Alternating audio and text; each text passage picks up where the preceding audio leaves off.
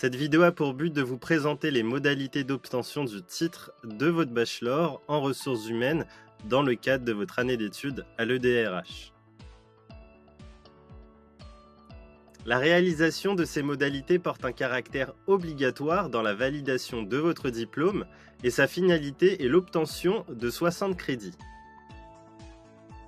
La première modalité, qui porte sur le contrôle continu, est l'obtention d'une moyenne de 10 annuels au minimum.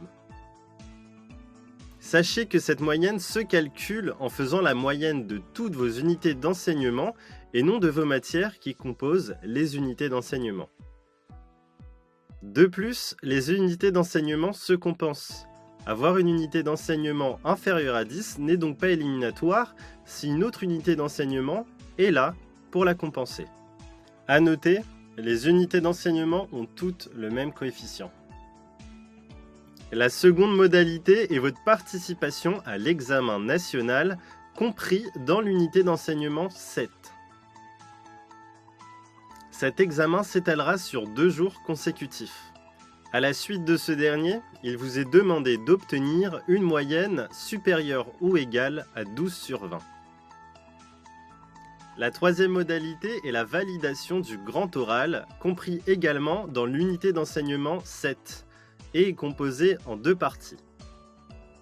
Une première partie où vous serez évalué sur la validation des différents rapports d'activité et de vos dossiers projets et votre gestion de ce projet.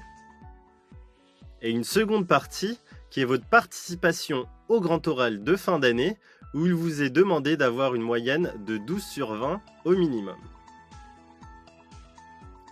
La dernière modalité est la validation de votre livret de compétences. Ce document tripartite, alternant maître de stage et administration, relève d'un échange continu qui a pour but de retracer l'acquisition des compétences de l'apprenant tout au long de son année en centre de formation et en entreprise.